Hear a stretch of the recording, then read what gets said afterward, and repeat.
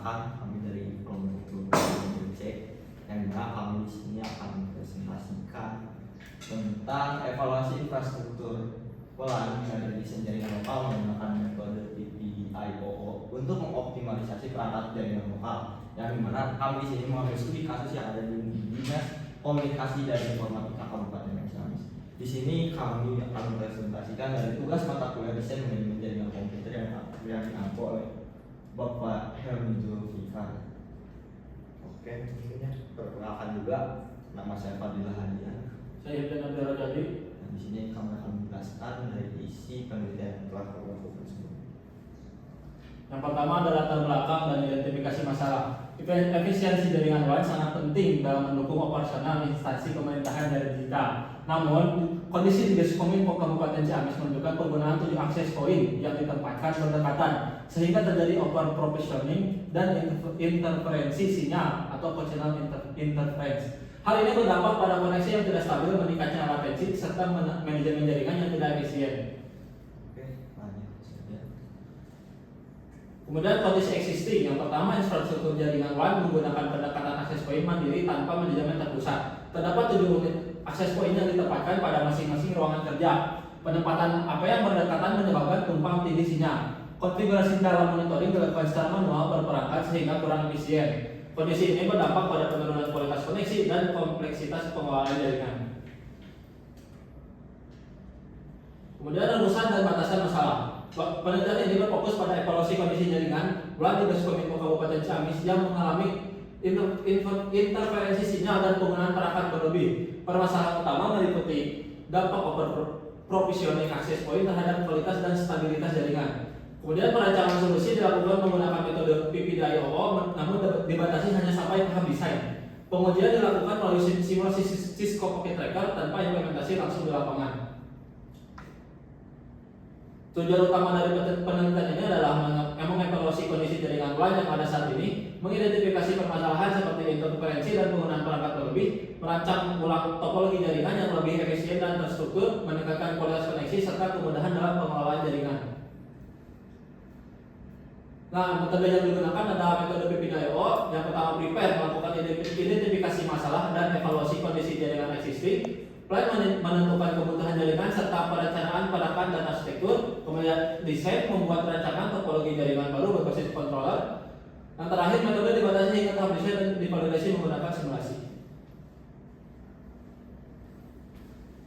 Oke, mungkin di sini saya akan menjelaskan tentang pembahasan yang dimana di sini merupakan inti dari penelitian yang kami sudah lakukan beberapa waktu ke belakang. Di sini kami akan menjelaskan tentang tahapan prepare yang sudah kami laksanakan, yang dimana di sini itu kami pada tahapan prepare ini, yang dimana kami itu sudah mengaudit terlebih dahulu infrastruktur yang ada di kondisi jaringan di Diskominfo Kabupaten Ciamis, yang dimana di sini itu masih menggunakan sistem desentralisasi yang dimana menggunakan akses point standalone untuk kondisi jaringannya tersebut. Kemudian masalah utamanya tersebut dalam prepare ini kami menentukan yang dimana melihat juga over provisioning juga, yang mana 7 akses point ini diletakkan terlalu berdekatan satu sama lain antar akses point dengan ruangan yang tersebut kecil gitu. Oleh karena itu kami menilai bahwasanya permasalahan tersebut dimulai dari akses point yang saling berdekatan tersebut.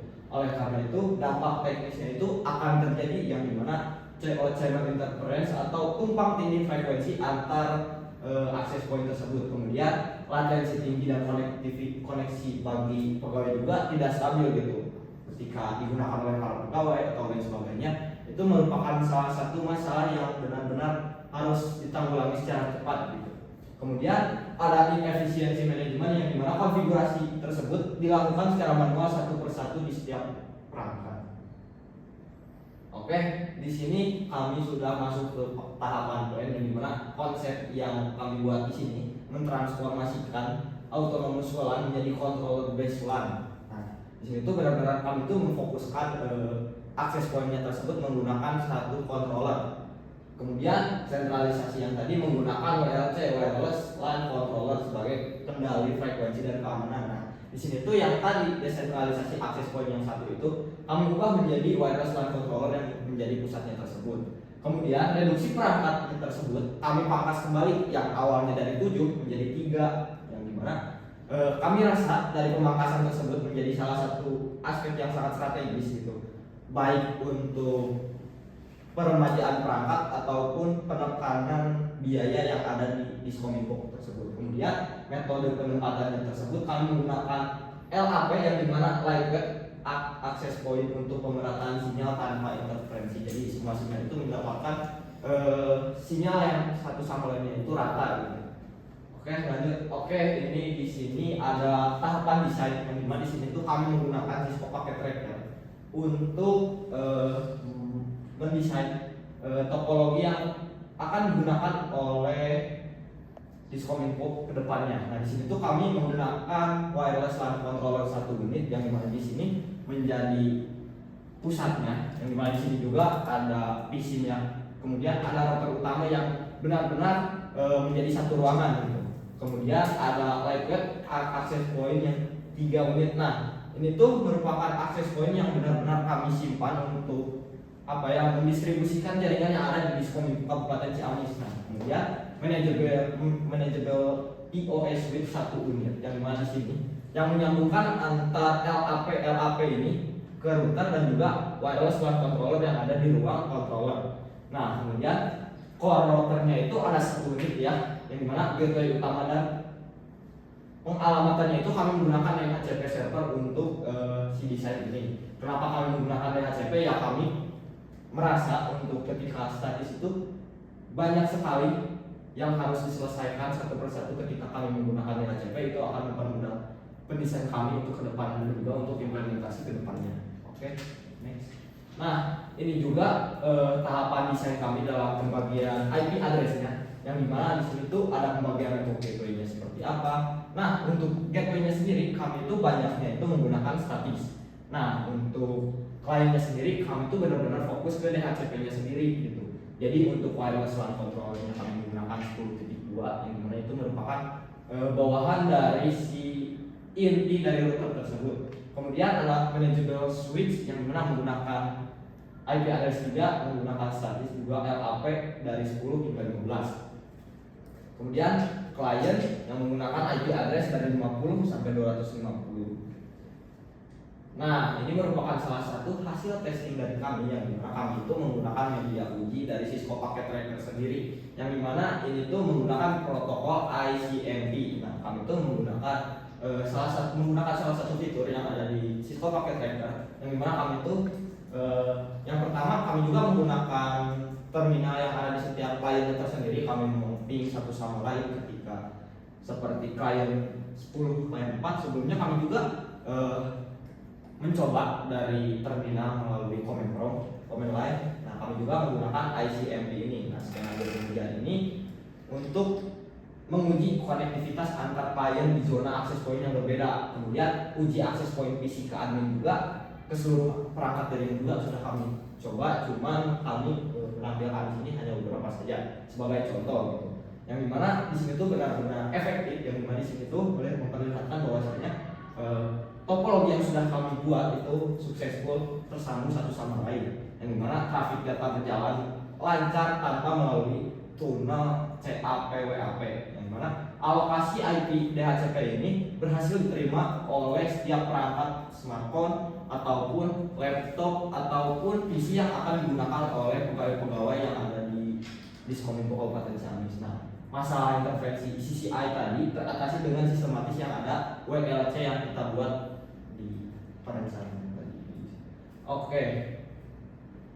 Untuk kesimpulannya, optimalisasi dan redesign perangkat. Redesign ini berhasil mereduksi jumlah perangkat fisik dari 7 unit AP menjadi 3 hingga 4 unit lightweight access point atau LAP yang ditempatkan secara strategis. Langkah ini tidak hanya meminimalisir interferensi sinyal, tetapi juga meningkatkan efisiensi operasional dan menurunkan total cost of ownership melalui penyederhanaan pemeliharaan perangkat.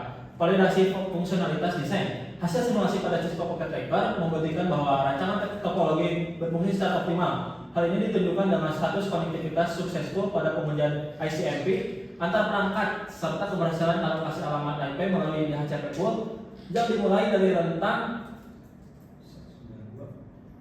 192, 168, 1050 hingga 250 sesuai rencana pengamatan yang telah disusun. Itu merupakan salah satu kesimpulan yang benar-benar kami ambil benang merah dari penelitian kami. Oleh karena itu, kami rasa penerapan PPDIO pada penelitian kami benar-benar efektif, terutama pada hasil testing tersebut, yang dimana kami itu benar-benar tidak menemukan salah satu kendala ataupun permasalahan di pengujiannya. Mungkin dari kami untuk presentasi dari penelitian yang sudah kami lakukan sekian. Mungkin dari audiens tersendiri apakah ada pertanyaan atau lain sebagainya, dipersilakan. Oke. Izin bertanya sebelumnya, perkenalkan nama saya Fadlia Wawalia dengan NPM akhiran 006. Mau tanya, masalah utamanya kan karena sinyalnya yang tumpang tindih. Betul. Nah, emangnya ada berapa unit akses point awal yang bikin masalah di kantor? Boleh di playback saja. Nah, jangan yang topologi.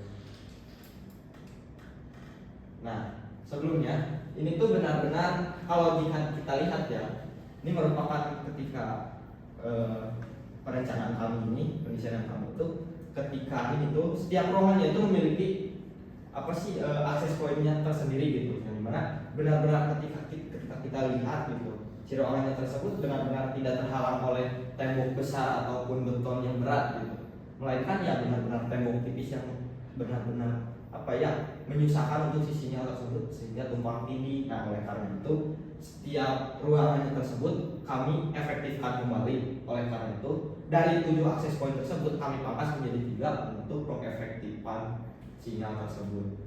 Seperti itu. Mungkin apakah ada pertanyaan? Apakah dicukupkan? Oke, mungkin silakan dari audiens yang lain apakah ada pertanyaan atau tidak. Oke, dipersilakan. Perkenalkan, nama saya Imam Budiasa dari kelas C dengan akhiran NPM 087. Nah, di sini saya ingin bertanya, kenapa kalian lebih memilih metode PPDI-OO?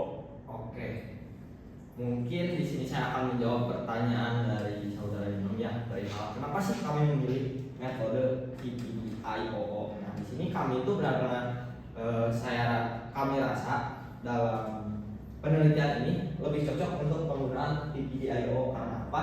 Ya dibandingkan penelitian lain seperti apa gitu ya. Nah, saya rasa ini tuh benar-benar bisa diimplementasikan, dan juga ketika kami menggunakan setiap kata yang ada pada metode tersebut benar-benar bisa dimatangkan ketika pengimplementasian ke depannya. Tetapi kami itu mencakup hanya topi desain saja. Oleh karena itu menjadi sebuah kelonggaran bagi kami untuk penyusunan si penelitian ini. Oleh karena itu kenapa lebih memilih itu, karena kami melihat lebih fleksibel lah untuk si penggunaan metode tersebut.